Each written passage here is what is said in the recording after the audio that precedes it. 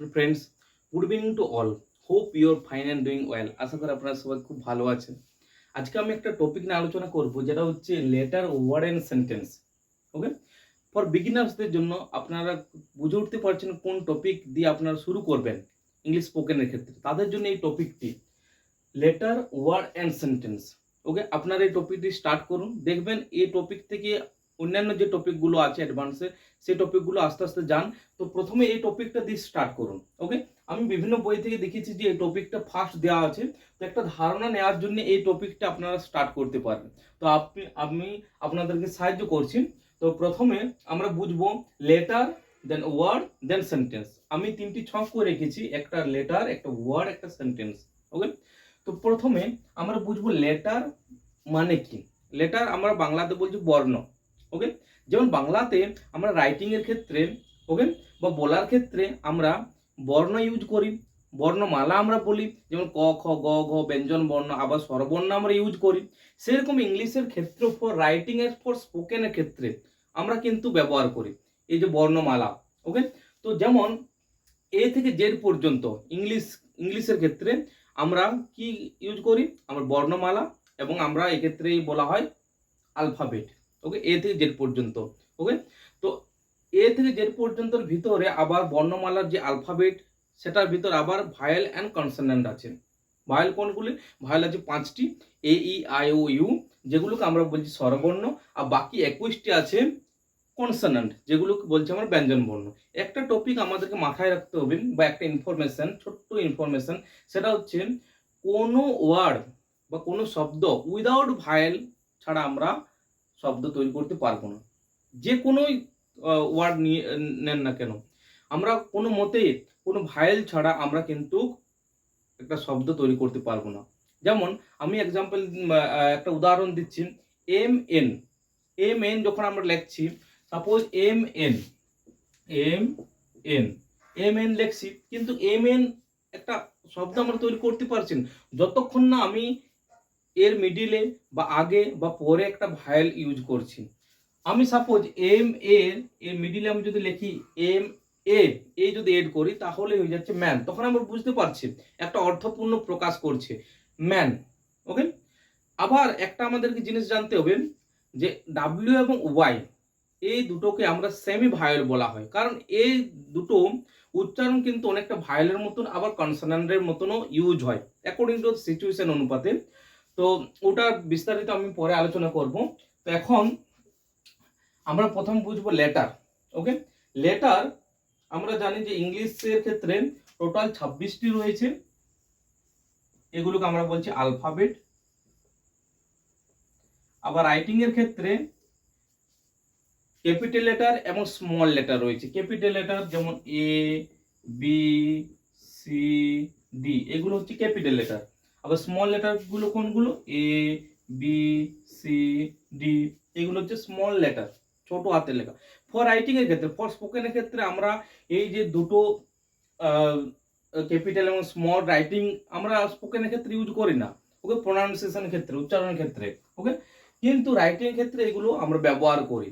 ওকে, তারপরে আমরা বুঝবো যে এই যে দুটো রাইটিং এবং এই আলফাবেটের মধ্যে আমাদেরকে, আমরা জানি যে ভায়োল আছে এবং কনসোনান্ট আছে।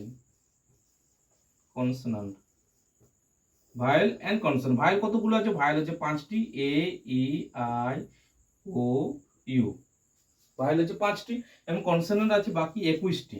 ওকে, টোটাল বাকি 21টি আছে কনসোনান্ট। ওকে, ভায়েলকে আমরা বলছি স্বরবর্ণ, এন্ড কনসোনান্টকে বলছি আমরা ব্যঞ্জন বর্ণ। ঠিক আছে, তো আরেকটা জিনিস আমরা বুঝলাম যে ভায়েল ছাড়া আমরা কোনো শব্দ তৈরি করতে পারবো না। Without vowel we can't make any word. Okay, আমি এক্সাম্পল আপনাদেরকে দিলাম। তারপরে আমরা আসি ওয়ার্ড। ওয়ার্ড মানে কি? ডাব্লিউ ও আর ডি, ওয়ার্ড বাংলাতে আমরা বলছি শব্দ। ওকে, বাংলাতে কি বলছি আমরা? শব্দ। তাহলে প্রথমে আমরা লেটার বুঝলাম, লেটার, এরপর ওয়ার্ড আমরা বুঝবো। লেটার যখন আমরা শব্দ বলছি, তখন কতগুলো লেটার্স, কতগুলো group of letters. Okay, group of letters when come together and make a complete sense or meaningful sense, it's called word. যখন কতগুলো বর্ণ একত্রে মিলিত একটি অর্থপূর্ণ অর্থপূর্ণ ভাব প্রকাশ করে, তখন আমরা তাকে বলছি ওয়ার্ড বা শব্দ। যখন কতগুলো লেটার বা বর্ণ একত্রে মিলিত হয়ে একটা অর্থপূর্ণ ভাব প্রকাশ করছে, সেটা হচ্ছে শব্দ। ওকে, যেমন আমি লিখছি পেন। দেখুন, পেন এখানে তিনটি লেটার রয়েছে, পি ই এন, তিনটি লেটার রয়েছে, এবং এক্ষেত্রে আমরা কি বলছি, এটাকে শব্দ, আমরা শব্দ বলছি। সাপোজ এস ইউ এন, সান, সান মানে হচ্ছে সূর্য, সূর্য কোটা লেটার রয়েছে, তিনটি লেটার রয়েছে, তো এটা হয়ে যাচ্ছে শব্দ। তো আমরা শব্দ কি বুঝলাম, যখন কতগুলো letters when come together and make a meaningful sense or complete sense is called শব্দ। ওকে, কিন্তু আমরা বলতে পারি না, সাপোজ আমি একটা উদাহরণ দিচ্ছি, বি ওয়াই বাই, আমরা কখনো এটা হতে পারে না ওয়াই বি। ওয়াই বি কি একটা আমরা বুঝতে পারছেন, বুঝে উঠতে পারছি না। বি ওয়াই বাই, বাই মানে যাওয়া। ওকে, তো ওয়াই বি আমরা যখন লিখছি তখন বুঝে উঠতে পারছি না ওয়াই বি মানে কি, তখন আমরা এটার মধ্যে কোনো কমপ্লিট সেন্স পাচ্ছি না। আমি লিখে দিলাম, সেটার মধ্যে কোনো যদি অর্থপূর্ণ বা ভাব যদি না থাকে, সেটা কিন্তু শব্দ নয়। আচ্ছা, আমরা পরের সেন্টেন্স আছি, মানে পরের টপিক, সেটা হচ্ছে সেন্টেন্স। তো লেটার আমরা পড়লাম, ওয়ার্ড আমরা বুঝলাম, এবং সেন্টেন্স নাম। সেন্টেন্স মানে হচ্ছে যখন হয় না group of words come together আর মেক এ মিনিংফুল সেন্স। আমরা বুঝলাম ওয়ার্ড যখন group of letter come together, এখানে কি সেন্টেন্স যখন group of words come together make a meaningful sense. Okay, সেটা হচ্ছে সেন্টেন্স। সাপোজ আমি একটা লিখছি example, the cow is grazing grass, গরুটি ঘাস খাচ্ছে। প্রেজেন্ট কন্টিনিউয়াস টেন্স, গরুটি ঘাস খাচ্ছে।